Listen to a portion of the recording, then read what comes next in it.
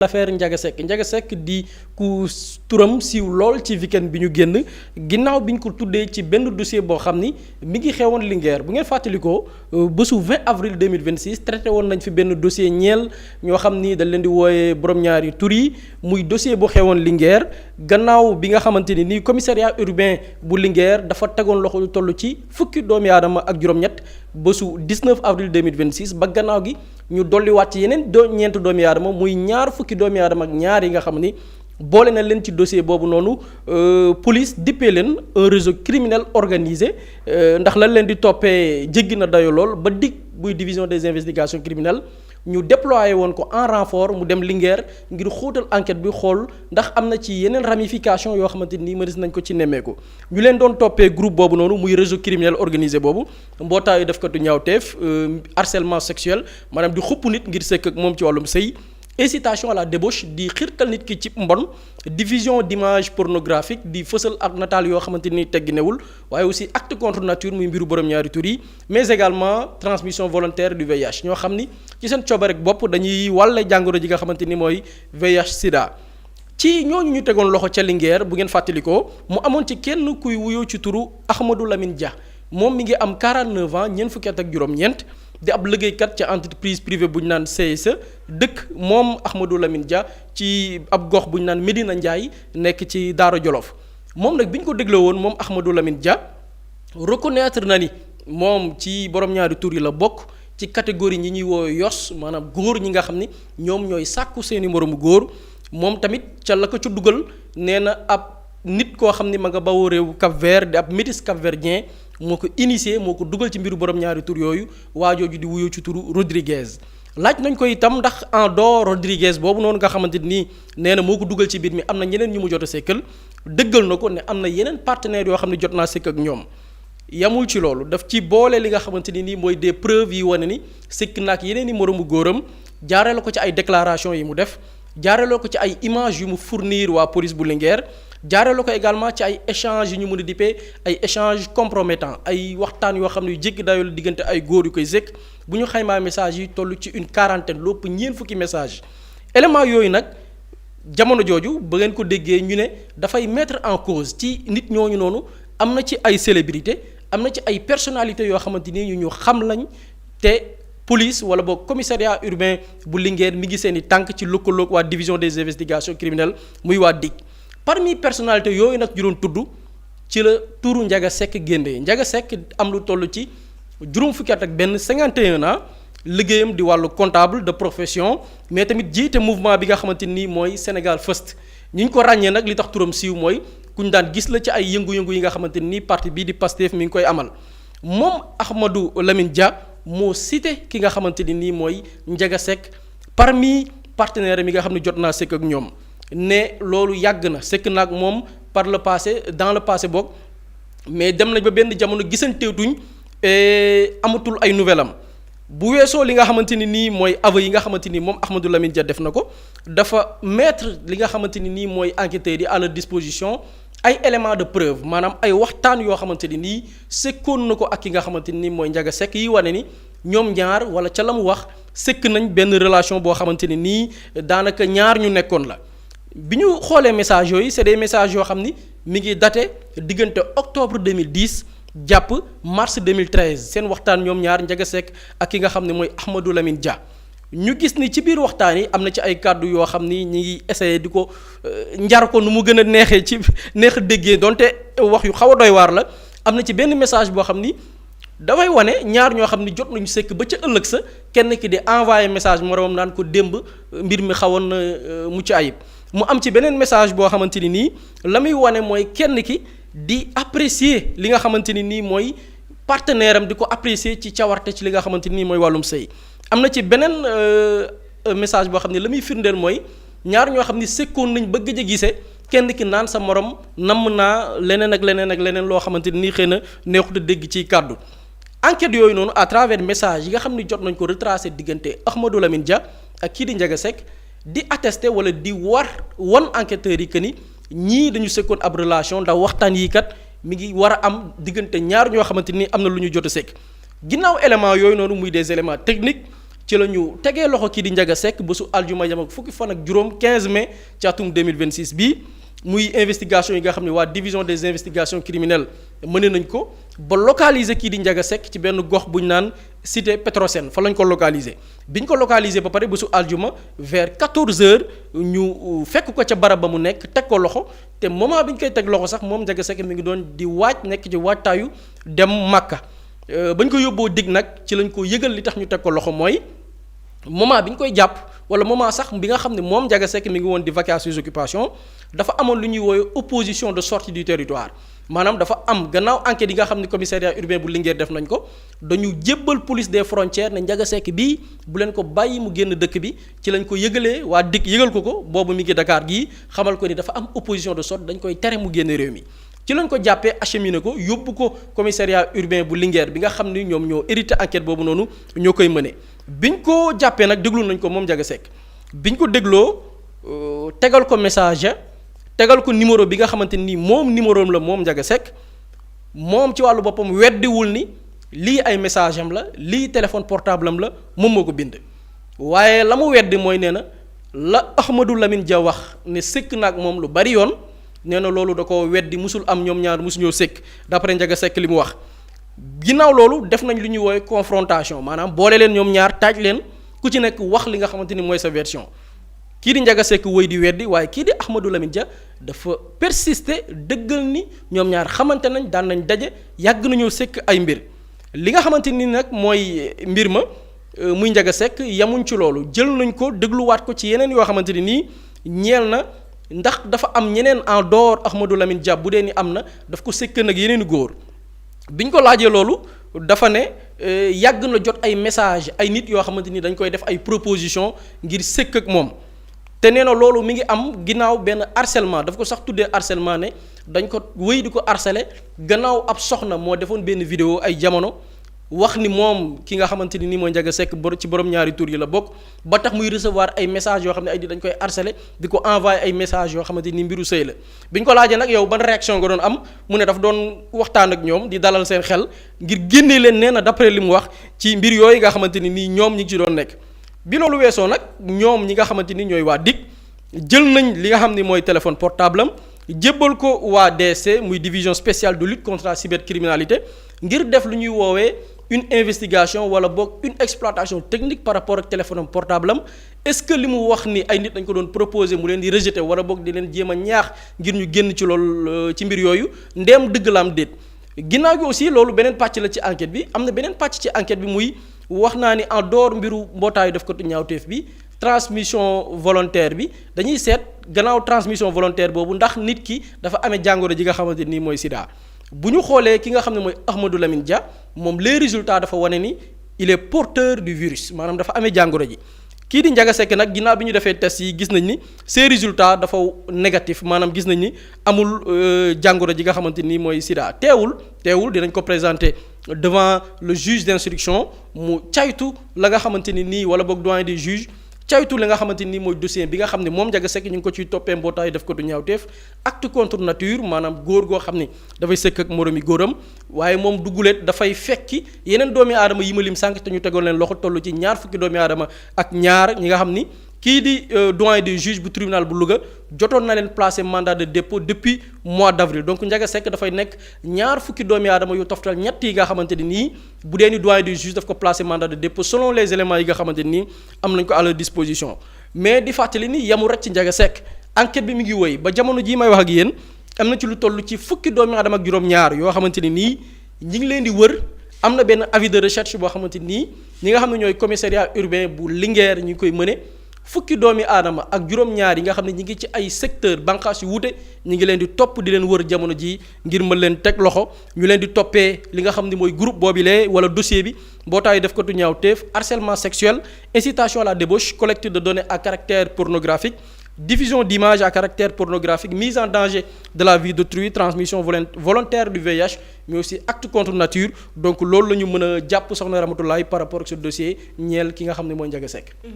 jërëjëf Boury am na solo ci leeral yi Pape Samba mu nekkat tamit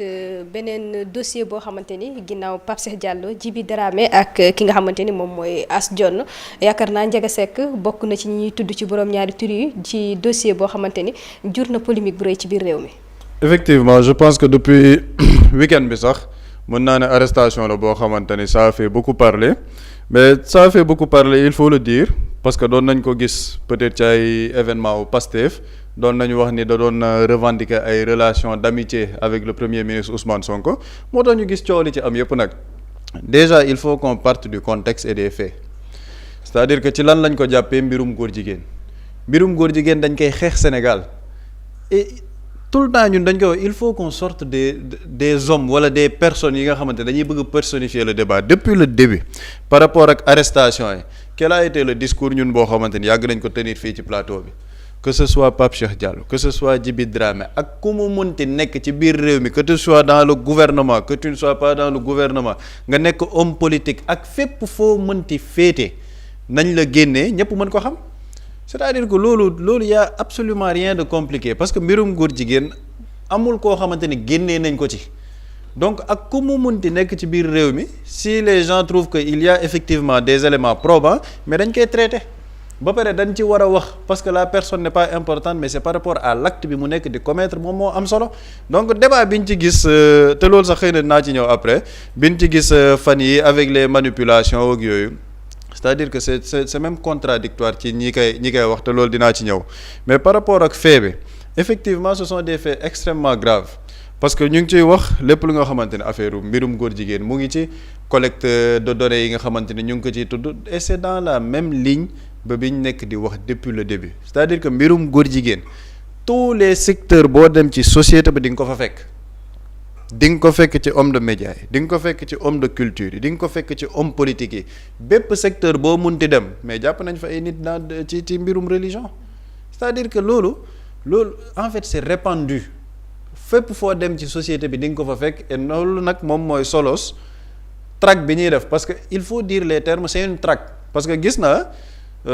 week-end bi la présidente de l'Assemblée nationale en France def une vidéo pour parler d'une traque des homosexuels au Sénégal. Je pense que la présidente de l'Assemblée nationale en France a mieux à gérer dans son pays. Il faut d'abord gérer les dissensions internes qu'il y a au niveau de l'Assemblée nationale française et laisser aux autres pays la souveraineté de pouvoir légiférer selon leur société et leur culture. Ils ont mieux à gérer dans leur société. Gis nañ ñoom fan yi nga xamante ne wax yi ñu ciy wax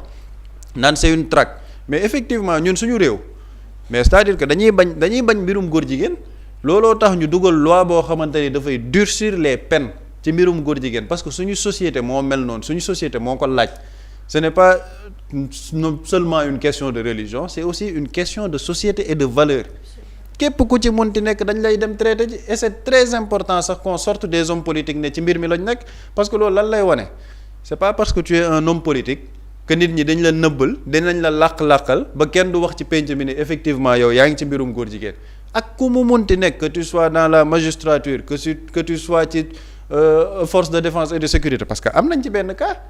am na benn gendarme buñ ci jàppoon feneen ak feneen ñu ngi ciy jàpp donc fépp foo munti nekk dañ koy teg ci penc mi nit ñi xam ni nit kii mu ngi ci mbirum góor jigéen maintenant li nit ñi di débattre mooy par rapport à l'impact te foofu laay ñëw ci manipulation wala boog le traitement bi am ci fan yi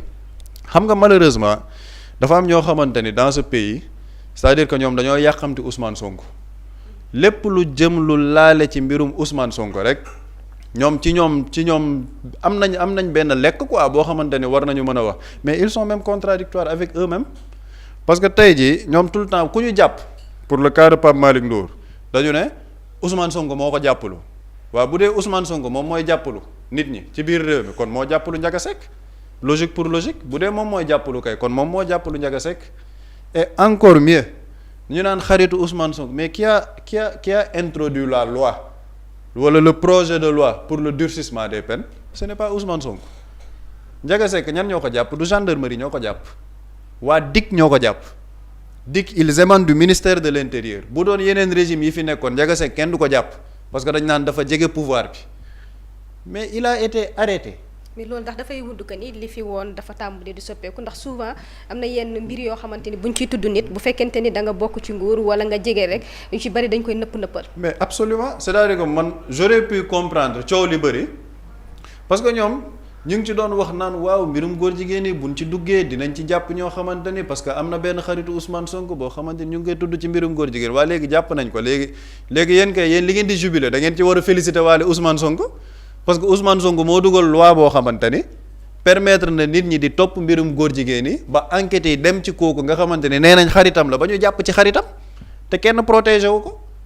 donc yéen ñoom li ñuy wax noonu yëpp dañ cee war a boole tàccuwaale Ousmane Sonko parce que Ousmane Sonko a fait preuve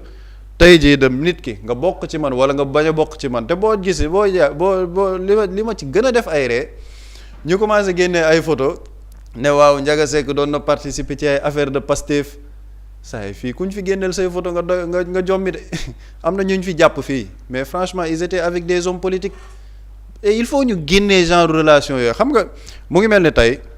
nga ne As John jàpp nañ ko moom mu ngi woon ci mbirum xasida yi léegi tu remets en question ñépp ñi doon toog ci kuréel boobu ne waa lan moo tax ngeen doon toog ak kooku te muy góor jigéen mais ñoom xamuñ ne góor jigéen la te bañ ko jàppee ñoom la njëkk métti c'est-à-dire que bu ñu demee ak logique boobu c'est comme si yow nit ki boo ko jàppee rek waa ñi ko waroon yëpp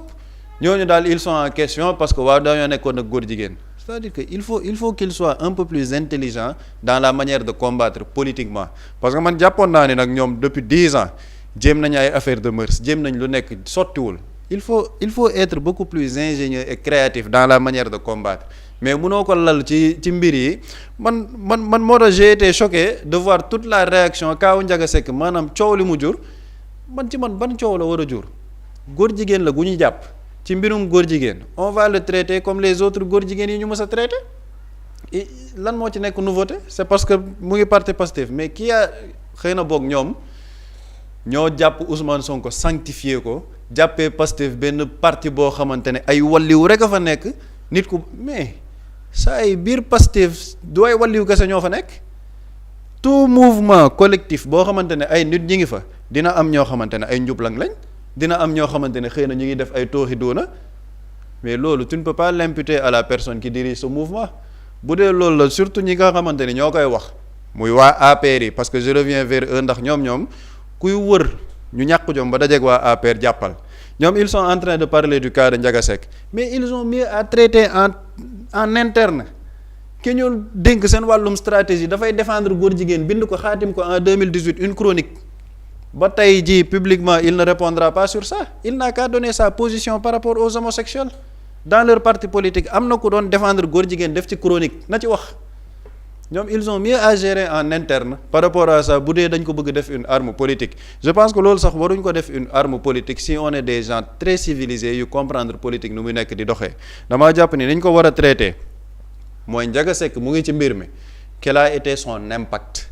ndax dafa am ay xale yoo xamante ni dafa doon lëkkaloog ñoom parce que tey jii tu peux être dans la politique am benn influence boo xamante ne ay nit dañ leen di topp c'est-à-dire que ñoom dañoo war a orienter le cas sur Ndiaga Seck est-ce qu'il a eu à faire des dégâts est-ce que lëkkaloo na ak ay mineurs parce que mbirum góor jigéen da nga ciy dégg ñu ne la am na ay xale yu ñu dugal ci réseau bi am na ay xale yoo xamante ne dañ leen dugal ci mbir mi foofu la ñu war a orienter le débat mooy tey jii Ndiaga Seck il était peut-être une personne assez influente ndax influence am boobu permettre ko moom mu dugal ay nit ci biir réseau homosexuel boobu ba réseau boobu mën a law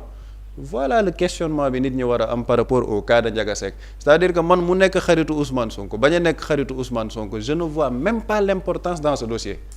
gisuma ci sax kele lu ci nit war a débattre li nit ñi war a débattre mooy ces exactions nga xamante ne nit ñi dañ koy bañ sur le plan juridique sur le plan moral sociétal lépp sénégalais dañ koy bañ waa léegi Ndiaga Seck boobu au niveau des enquêtes nañu xool ramification yi fan la toll au niveau de ses partenaires ñaata partenaire la amoon gis nañ ñu ne écarté nañ la thèse de la transmission volontaire du VIH c'est un moindre mal maintenant nag par rapport ak yeneen yi nga xamante ne ñu ngi ko ciy toppee mu nekk ay infractions yoo xamante ne aussi ce sont des infractions lourdes ñu xool lan lañ ko ciy toppee pour xool réseau bi fan la tolloon à son niveau voilà le débat que les Sénégalais doivent poser par rapport au cas de Ndiaga Seck mais bu fekkee ne dañ ko bëgg indi dans un truc politique waaw kii da doon ànd ak Ousmane Sonko ànd na fi ak ay nit ñooñu ñu mujj gis ne ay workat lañ ànd na fi ak ay nit ñu mujj gis ne nit ñooñu ay détourneurs de deniers publics lañ ànd na fi ak ay nit ñu gis ne nit ñooñu mujj nañ nekk ay sàcc c'est-à-dire que loolu c'est pas nouveau quoi c'est pas nouveau nit mën nga di ànd ak ay nit ñuy def ay tooxi doona mais c'est pas imputable à ta personne te tey jii tamit bu ñu ñëwoon ñu ne Ousmane Sonko mu ngi ci ay mbirum détournement de deniers publics wala mbirum sàcc dañuy toogaat fii traité ko ne Ousmane Sonko mu ngi ci lii il faut que nit ñi am benn ñu décomplexer les mentalités par rapport à ça képp ku ñu munti jàpp ak koo munti nekk les gens vont traiter le cas de manière factuelle et loolu il faut préciser de manière factuelle maanaam mbir mi yow lan lañ la ciy toppee ban impact la am au niveau de la société ñan nga nekkaloon en relation bay def mbir mi parce que ñu ngi naan message yi ñu ngi koy traité depuis longtemps depuis 2013 diggante 2013 ba 2026 ban impact nga am ci mbirum góor jigéen ak ñan nga ci jot a lëkkalool bu ñu defee track boobu noonu yépp nag xool investigation yooyu képp ku bokkaat ci message yi ñu xëcc jàpp c'est-à-dire que Ndiaga Seck il faudra le faire parler comme on a fait parler tous les autres maintenant nag xam nga dañoo nekk ci benn réew moo xamante ne benn waay moo nekk France nekk un fugitif addunaam yépp mu nar ko c'est-à-dire que koo xamante ni dafa nar addunaam yépp daf ko nar jombul nar ci boppam jombul nar ci jabaram jombul nar ci doomam moom addunaam yépp ci loolu la ko concentré bu dee kooku nag moom mooy génn wax narati am ay nit yu bëgg ci topp ne waaw léegi dañuy xeexee loolu Ousmane Sonko ñoom loolu ça les engage personnellement au niveau de leur morale ak seen intelligence fu mu toll xëy na ñoom foofu lañ toll ci niveau d'intelligence mais par rapport ak xeex bi je crois que lii c'est une très bonne nouvelle même et ça montre que ak foo munti bokk ak bépp relation boo munti am ak ñi nga xamante ni ñu ngi ci biir état bi boo nekkee ci loo xamante ni yoon da koy tere yoon day dal sa kaw il n'y a pas de protection de 2012 à 2024 jàpp nañ fa ay góor jigéen gis nañ ni ñu traité seeni cas te pourtant c'était même pas des góor jigéen yu jege état bi donc bu doon dañoo jege état bi leneen lañ doon wax il n'y a jamais eu de durcissement des peines en 2026 il y a eu ce durcissement des peines il y a beaucoup de pression yoo xamante ne ñu ngi nekk di ko teg à l'état du Sénégal ONU le commissaire des Nations Unies par rapport aux droits de l'homme def na un communiqué pour wax président bul promulguer loi bi Wallonie def une vidéo maa ngi koy wax récemment la présidente de l'Assemblée nationale française qui a mieux à gérer dans son pays de wokiste elle a mieux à gérer ñu def vidéo di wax ci affaire homosexuelle loolu mooy l'impact de cette loi parce que ñoom xam nañ ne loi durcissement bi effectivement ça commence à avoir un impact parce que personne n'est protégé que tu sois homme de médias que tu sois homme politique ak foo munti bokk les gens dinañ ko génnee ne kii ci góor jigéen ñi la bokk loolu c'est à saluer dans ce pays c'est un pas boo xamante ne teg nañ ko par rapport à la lutte contre les homosexuels ak li nga xamante ne moom mooy xeetu ñaawtee fi ñuy def man nag je pense que toutes les personnes sensées yi nga xamante ne am nañ xel di xalaat elles ne sont pas aveuglées par une haine politique boo xam ne dañ koy déverser ci benn nit foofu la ñuy xalaatee mais ñoo xamante ne nag malheureusement seen lépp ci haine lay demee moo tax la haine en fait elle a deux effets d'abord elle consomme ba pare elle t'abrutit c'est-à-dire que da lay consommer maanaam yow sa haine bi da lay noot ba pare elle t'abrutit maanaam sa capacité de réflexion lay wàññi ba tu deviens bête quand tu parles loolu moom moo dal ñi nekk foofu di wax moo tax ñu naan ay diw kii xaritam la woon donc je crois que loolu moom c'est un débat puéril boo xamante ni il faut laisser ñiy def débat boobu ñu nekk ci débat de bas de pâquerette yi ñi nga xamante ni nag ils sont intéressés par les choses factuelles ñu débattre sur les faits xool réellement ka Ndiaga Seck ndax amul woon beneen impact parce que c'est ça qui est plus important. C'est très important merci beaucoup Pape Samba Boury mu nekk beneen cas boo xamante ni si jur na polémique bu rëy ñu ci bari nag di ci àddu mais dañu dem ba dossier bi dañu ko lëkkale ak waa Pastef rawatina seen leader di Ousmane Sonko ñiy wax ci dossier bi yëpp ndax jëmmi Ndiaga Seck personnel moom moo leen soxal wala ànd gi mu daan ànd ak Ousmane Sonko bañ ko ci di tudd loolu moo tax coow li toll fi mu toll nii. pour man li tax mu toll fi mu toll loolu la li tax mu yegg si fii mooy dafa amoon jegewoo ak Pastef dafa amoon jegewoo ak les leaders de Pastef et normalement damay rejoindre li Pape Samba wax bu doon ni liaison boobu rek ngay jël da ngay jël par exemple Kader nga ne non Kader jàpp nañ ko non Kader ku jege woon Bougane la donc ok léegi yéen ñi nekk ci télé bi yëpp puisque mi ngi fa doon liggéey logique pour logique foofu nga koy jëlee mais normal man dama jàpp ni normal dossier am jur coow parce que ku ñu ràññeewoon la ci le parti le plus populaire ku ñu xamoon la mu revendiquer jegewoom ak ki nga xamante ni mooy le leader politique le plus populaire du pays maintenant li may wax naan logique pour man beneen angle laa ko jëlee parce que dama gis bi coow li amee même certains militants de Pastef dañu commencé ne suñu noon yi de am nañ ndawal wala suñu noon yi de gàcce bi fu ñu koy waxee alors que non ndam la c'est-à-dire que bu ma nee ndam la jëf ju bon la mais le fait que le leader de Pastef ne moom ba ci ki bokk ci njabootam ba ci ki mu jegewoo ba ci ki ànd ak moom bu defee naka su dul noonu moom ci boppam mooy santaane ñu jàpp ko jëloon na ci benn exemple avec Azoura am na lu mu wax en tant que premier ministre chef du gouvernement y a des informations yoo xam ne dañ ko koy transmettre automatiquement signaler ko mu ne na yoon def liggéeyam au contraire dama jàpp ni pour ce cas ndam la parce que dans un passé récent nit jege woo na waxuma sax am appartenance ak li nga xamante ni nii mooy une autorité wala ñu xamante dans le passé mais nit taxaw na rek affiché wu ne man régime tel lay jàppale gisul le président du parti gisul boromi ndomba tànk ya bokk ci gouvernement ba mais loolu rek daf koy assurer protection je donne un exemple simple xam nga Ndiaga Seck dafa ne dafa am benn femme bu ko fi accusé woon femme boobu dafa taxaw rek ni damay jàppale Macky Sall femme bi ku nekk waxal na la keroog bi ma gis gars yi di partager waat vidéo bi mu waxoon ci Ndiaga Seck jël Ndiaga Seck am lu mu ci wax le premier ministre Ousmane Sonko bi mu génnaatee dafa ne politique kese moo taxoon mu doon wax li mu doon wax ay nar la woon du dëgg est-ce que femme boobu jamono jooju jàppoon nañ ko bi muy wax loolu kenn jàpp ko te pourtant ne serait-ce que pour nécessité d'enquête dëkk buy xeex contre nature waroon nañ ko convoqué ne ko li ngay wax ak diw ne dafa sëkk ak diw foo ko teg kenn convoqué ko cela veut dire que y a un changement dans ce pays muy jege tey le premier ministre wala di afficher un soutien jëmale ci pouvoir bi assurer la une garantie c'est-à-dire que boo defee naka sulul noonu ce dossier dañ koy traiter comme tous les autres sénégalais tey avec le cas de Ndiaga Seck son dossier ñun fa lañ doon am xel mu tey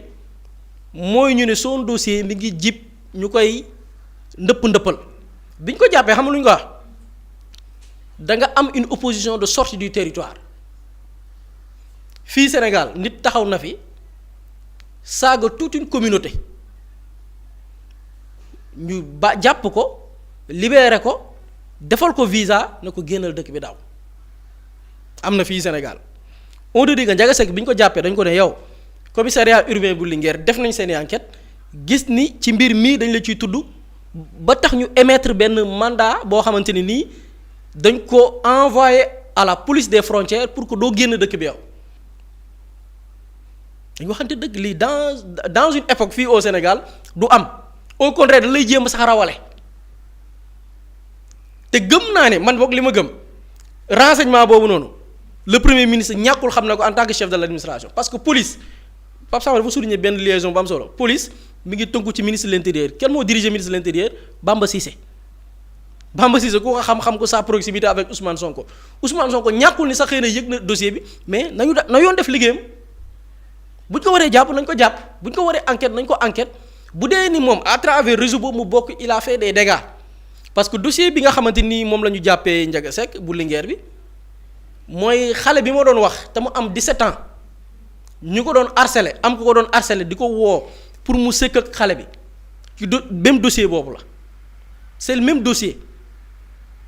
il va falloir nag maintenant enquêter ci est-ce que moom Ndiaga Seck son implication il a fait des dégâts comme ñenn ñi nañ ko doon defee recruter sëkk ak ay nit loo xam ne loi da koy tere mais aussi même dossier bi ñu ngi ciy parler de mineurs donc toute cette implication là il va falloir ñu rechercher ko pour man enquête bi foofu lañ ko war pour man la dépasser ça leneen lu ñuy wax man dama jàpp ni bi ma gisee waa militant Pastef fi naan xamuñu lu ñuy wax waa koñ baag suñu noonu mais dama ne mais lii seen yéen lii daf leen yëkkati lim leen yëkkatee mooy dafay wane ni fii réew mi amatul protection mbubboo ni diw sama xarit la jaar na ak diw fii wala parti bi la affilié maa ngi soutenir le gouvernement maa ngi soutenir le premier ministre génneewu la ci boo defee li yoon di aaye yoon dafay dal sa kaw donc je pense que tout ce bruit là bi tourné autour ce n'est que pour man politique la et c'est malheureux aussi pour man war nañ politiquer d'une autre manière boo xamante ni nii du ñu jël ay nan laa ko mën a tuddee automatiquement nga créer des raccourcis des raccourcis yoo xamante ni jàpp nga ni lii gain politique la war a nekk au contraire dama jàpp ni du gain politique bu ñu gagné au contraire bu amee ki ci gagné dans ce dossier là c'est Ousmane Sonko parce que moo fi taxawoon ne képp ku taq ci moom ñu tudd la ci ay mbir kaso nga jëm moom nii la ko waxee sax kuñ ci tudd moo xam ay détournement yu ni mel kaso nga jëm tey gis nañ ni koo xamante ni jege woo nañ ñoom ñaar man seetaan naa Ndiaga Seck boobu noonu benn vidéo mu def des témoignages sur Sonko nga xam ni nit ñu jege woo lañ ñu xamante lañ. kooku nga xam ne kon sori na ci moom xëy na ni mu xaritoog moom sax peut-être xaritoowu ko ak ñeneen sax ñu bokk biir Pastef yor ay responsabilités dans ce pays teewul waa jooju bi ñu ko tuddee ji bi dañ ko jàpp dañ ko kaso bi mu waree génn ne dafay dem Màkka dañ ko ne saa waaye da nga am opposition de sortie doo génn dëkk bi lii c'est une rupture la buy wane ni réew mi kenn protégé tu fi kenn lu waay di def na leer et parce que amul tey une autorité boo xamante ni mun na teg veto ba duñ la teg loxo et je pense que loolu mooy la leçon à retenir beneen bi muy mbiru borom ñaari tur yi dañ koy réprimer tey képp kuñ ci jàpp la yoon wax nañ ko def la war ca enquête ya sëgëm yow da nga doon def leneen loo xam ne am na njeexital ci ay mineurs ci d'autres sénégalais ñu càmbar ko la ñu war a teg yow ci ay daan ñu teg la ko et je pense que c'est ça qui est le plus important. pour ak ñi wax ni xaritu Ousmane Sonko la daf ko jege woon est-ce que tamit xaritoog Ousmane Sonko tax na moom Ousmane Sonko xam li Ndiaga Seck doon dugg lépp tamit aussi. dama gis benn waaye def benn post mu ne gis nga ñi ñuy tudd ci mbiru borom ñaari tur yi mais lëndëm nañ lëndëm goo xam ni mun nañ xaritoog yow nekk ak yow ngeen di fréquenté ngeen bokk même milieu bi ngeen di fréquenté doo xam ni kii diw la am na ñu fi jàpp fii ñu bari ñoo xamante nii bi leen jàppee loxo dafa dar gémmiñ am na ci ñoo xam ni ci ay homme de média ñi nekk ci ay secteurs yow buñ la ko waxee doo ko gëm te pourtant am nañ ay collègues am na ñu doon liggéey buñ leen ko waxoon duñ ko gëm mais bi gën a flagrant mooy nit ñoo xamante nii mais imagine koo xamante nii ci mbiru diine lay yëngu la mu doon def ña mu bokkal kuréel la wala na mu bokkal li nga xamante ni mooy mbootaay boo leen ko waxoon avant dossier bii di jib ñu ne leen diw mën nañ ko tudd ci biir mais duñ la gëm peut-être sax ñu xeex ak yow kan moo ko xalaat donc jegewoo ak nit yow Aminata nga xam nit nga yor contrat gam ñu koy tudd ci ay mbir engagé wu la parce que la muy def dans sa vie privée lañ naan dama gis benn waay bu ko commenté wax ko ne nit yàlla rek moo xam nit yàlla rek moo xam nit lim la mën a war na ngay jàpp ci moom xam nga waa ji bi ñu koy jàpp lan la wax dafa ne dafa doon dem màkk gërëm dama gis sàmm ne ñi ñuy tudd ci borom ñaari tur man xaw ma la mu la ñu bëgg màkka dañ koy jàpp mu ne damay waaj a dem màkka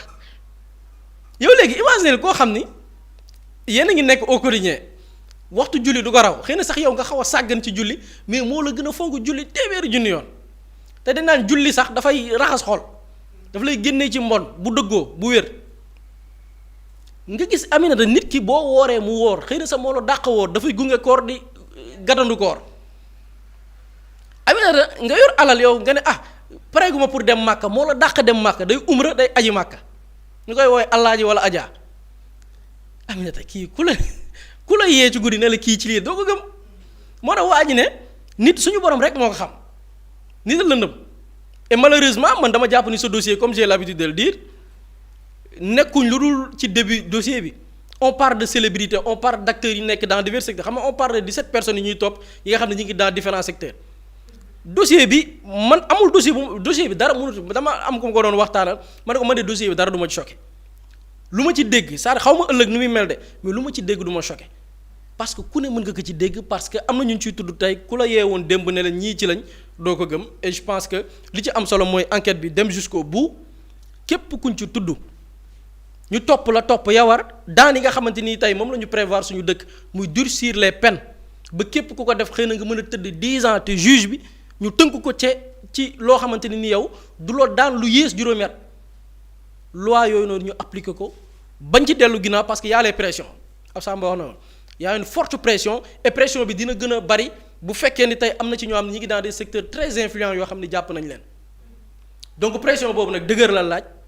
peuple bi taxaw temm mbir ma ñu xeex ko tous les acteurs képp koo xam ne secteur boo mën a nekk ñu daan ya war topp la topp ya war et que du am benn et protection moom on n'en parle plus parce que gisuma ni am na kenn kuñ ciy protéger et je pense que waa police waa gendarmerie ni ngi ciy nekk di def liggéey bu am solo